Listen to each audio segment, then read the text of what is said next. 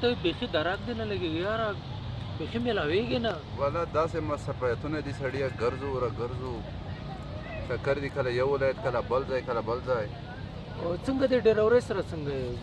ډریورۍ خو سړی چې وګورې بله ورځ و هلیکوپټر سره مې زید اخیستی و چېرته دې زید اخیستی هلیکوپټر سره موټر د څه ورته وایي د هغه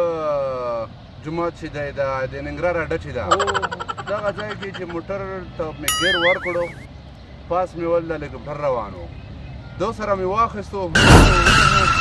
زه روان یم هلیکوپټر پاس روان دی چې ننګرهار ته ورسېدم ما نه هلیکوپټر مخته نه شو هلته مې لاس ورته داسې کړو دوی هلیکوپټر نه لاس داسې کړو ما ورته داسې وکړه چې موږ سره نه شي څه که زه بله قصه درته وکړم زه به د خپلې ډریورۍ کیسې هم درته وکړم یوه ورځ د پکتیا نه را روان یم سخت ژمی ده وروره سخت ژمی ده د پکتیا نه را روان یم او همد غټ دماغ زمری موټر هم را سره ده چې په دې تیرې نه راواوښتم په دې وخت کې پوهېږې 4 متره واوره شوې 4 متره خو په دې تیرې په موړونو کې دلته خو لږه ښویېدلې ده او لږه باد اخوا دې خوا دلته لږه کمه خو چې کله د 100 متره ښکته شو وروره چې فکر مې وکړ پورته اسمان راته نه ښکاري خو چې لږ ورته غلی شوم اندازه مې ولګوله موټر وروره د واورې لاندې روان ده اسمان ورته ګیرونه ولګول او روان مې کړ همداسې را روان یم وروره ټایپ مې ښه جګ درته چالان ده راځم خو یو وخت کې ډېر زیات مزل مې وکړ اوس د واورې لاندې واورې لاندې را روان یم ما موټر خو درته معلوم ده نو توتي او چې کله ما وی چې ته صبر وکړه د سوال د کوم ځای ته رسېدلی یم وروره چې د سر مې جګ کړ ګورم بنسار کې ولاړ یم د لوګر نه مې تر بنساره پورې د واورې لاندې ماړه ته ما خبره په نیمایي کې کاټ کړه زه چې ننګرهار ته ورسېدم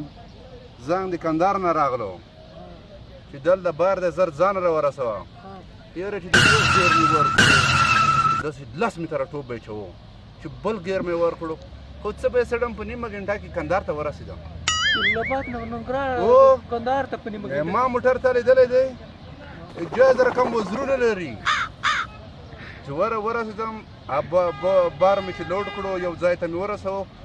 بیا زنګ کندوز نه راغی چې خربزې په کابل کې شټ شوي دي خربزې راوړه کندوز ته په نیمه ساعت کې کندوز ته ورسېدم هغه ځای نه مې خربزې راوړې سیده کابل ته وروره ته څه وایې د کندوز نه تر کابله پورې په نیم ساعت کې ولې تا موټر د تیرې نه تر بنساره پورې په واورې لاندې راتلی شي ما موټر نیم ساعت کې نشي رسېدی هی بالا وهلو دلته چې کوې کینې یاره ډېر خفه شوی ومه څوک چیرې دا وګوره د اوس وظیفې نه راغلم در چې راغلم والا موږ د ډېر ارمان کوو چې دا چېرته وي یاره موږ هم درپسې خفه شوي خو ښه ده بس دغه زما والا د باسکل تمرین مې کوم څنګه یاستئ ښه یاستئ په خیر شکر دی تاسو څه شور مشور ما اچولی وروره د خپلې ډریورۍ بعضې